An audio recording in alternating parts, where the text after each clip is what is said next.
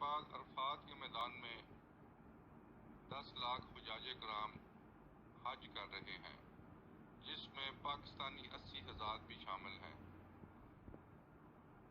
یہ عرفات کا میدان ہے جہاں سب کو حساب دینا ہے، لیکن پاکستانی حج مشن، ساجد اسجدی، ڈائریکٹر جنرل ابرار اور شراب فروش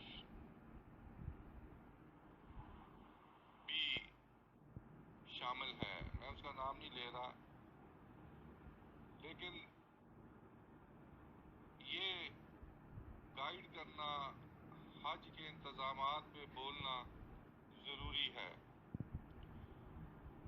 ڈائریکٹریٹ حج کبھی حج نہیں کر سکتا۔ ڈائریکٹر جنرل حج بھی حج کر رہا ہے جس کا نام ابرار ہے، اور اسجدی بھی فوٹویں کھنچوا رہے ہیں اور ہمارے حجاج رل رہے ہیں۔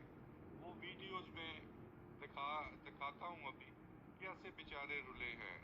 9 لاکھ جب بندہ نوکری میں آتا ہے وہ پیسے جوڑتا ہے کہ اس نے ایک حج کرنا ہے، اور جب انسان کوئی کاروبار شروع کرتا ہے وہ 2,000 روپے جوڑ کے حج کے لیے آتا ہے، اور یہاں پہ یہ ناسور جو حج نہیں کر سکتے ان کو سعودی گورنمنٹ گرفتار کر سکتی ہے کہ حج ویزے کے انہیں پوسٹنگ دی گئی ہے ٹو فیسیلیٹیٹ دی حاجی، حج کرنے کے لیے ان دونوں نے کیا پیسے جمع کرائے سعودی گورنمنٹ نے۔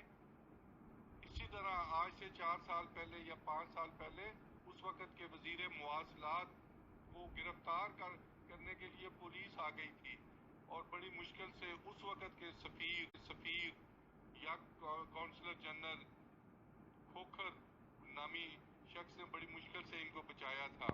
وہ آج کل بھی معاون خصوصی ہیں، اس وقت وہ مواصلات کے منسٹر تھے۔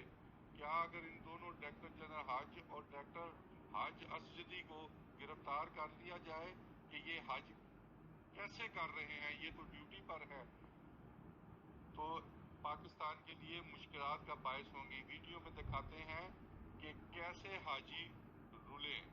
بات بان ٹی وی